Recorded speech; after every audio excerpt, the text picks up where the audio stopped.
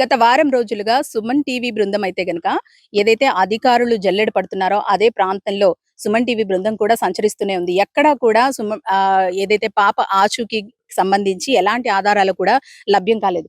మనమున్న ప్రాంతానికి రైట్ సైడే పామాయిల్ తోట ఉంది. 40 ఎకరాల పామాయిల్ తోటలు వాళ్ళు చూసుకుంటూ కూడా తమ పిల్లలతో అక్కడే నివాసం ఉంటున్నారు. ఆ పామాయిల్ తోట దాటిన తర్వాత ఒక ఫెన్సింగ్ ఉంది.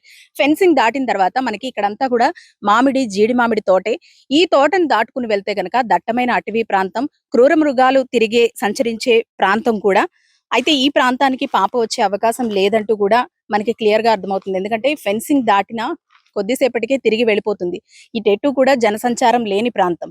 ఒకవేళ ఎవరైనా పిల్లలు ఆడుకునే ప్రాంతం అయితే గనక వాళ్ళ కోసమైనా సరే ఆ పాప ఇక్కడికి వచ్చే అవకాశం ఉంటుంది. కానీ ఎక్కడా కూడా జనసంచారం లేని ప్రాంతం.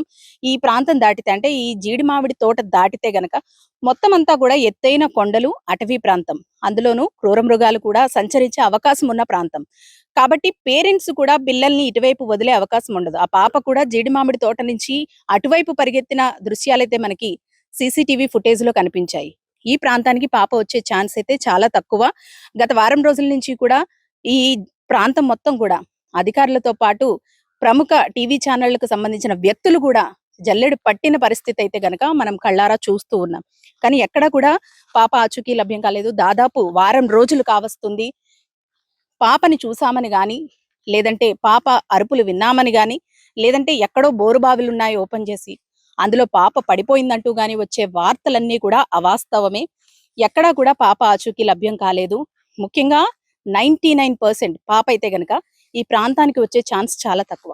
సాధారణంగా మామూలు మనుషులే, ఆరోగ్యంగా ఉన్న మనుషులే, పెద్దవాళ్లే ఈ ప్రాంతానికి రావడానికి చాలా కష్టపడాల్సి ఉంటుంది. మరి 2.5 ఏళ్ల చిన్నారి ఈ ప్రాంతానికి వస్తుందా? ఒకవేళ వస్తే గనక తిరిగి వెళ్లే అవకాశం కూడా అలాగే ఉంది. ఆ అమ్మాయి ఫెన్సింగ్ దాటిందంటే తిరిగి వెళ్ళిపోయే అవకాశం కూడా ఉంది. ఎందుకంటే ఇక్కడ ఎక్కడా కూడా జనసంచారం ఉండదు, చిన్న అలికిడి కూడా ఉండదు. ఇలాంటి ప్రాంతంలో చిన్నపిల్లలు తిరిగే అవకాశాలు కూడా ఉండవు. ఒకవేళ ఇటువైపు ఏమైనా ఇల్లులున్నాయి, లేదంటే ఇక్కడ ఎవరైనా సంచరిస్తూ ఉంటారు, పిల్లలు ఆడుకుంటూ ఉంటారు అంటే గనక ఆ పాప తరచూ ఇక్కడికి వచ్చే అవకాశం ఉంటుంది.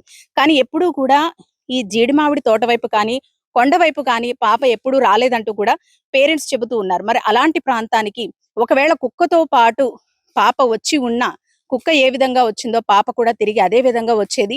పాప ఇటువైపు తిరగలేదంటూ కూడా స్థానికులు చెబుతూ ఉన్నారు.